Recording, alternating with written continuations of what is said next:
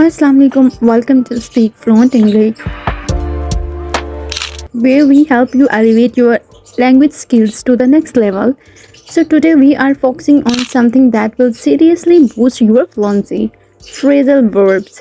Phrasal verbs are super common in everyday conversation, and mastering them can make your English sound more natural. So, let's dive in with the 10 useful phrasal verbs that you can start using today.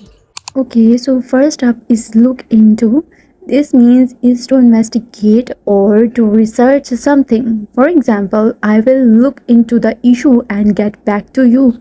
Next we have is come across. This means to find something or someone by chance. For instance, I came across an old photo of us other day. So use this when you find something unexpectedly. It's perfect for casual conversation.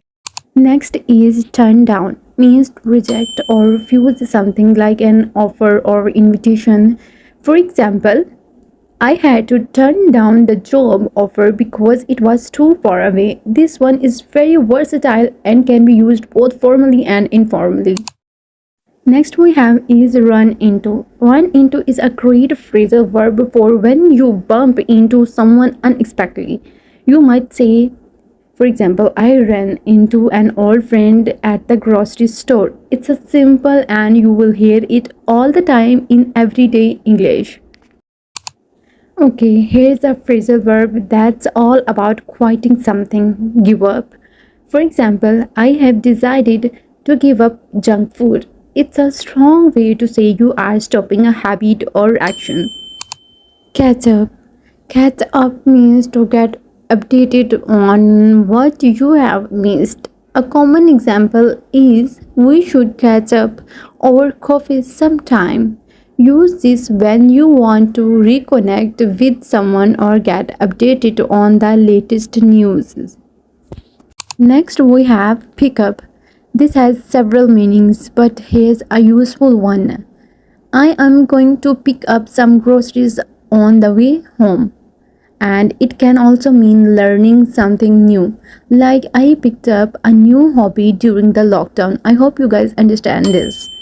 Another great phrasal verb is bring up, which means to mention something in conversation. For example, he brought up an interesting point during the meeting. You will often use this in work related to or formal conversation. Next one is take off. Take off can mean two things. It could mean leaving quickly or when an airplane leaves the ground. For example, I have to take off now. See you later. Or we can also use as the plane took off at 10 a.m. Both meanings are common in everyday language. Last but not least, hold on. This means to wait for a moment. You might say, hold on a second, I will bring right with you. It's a polite way to ask someone to be patient while you do something.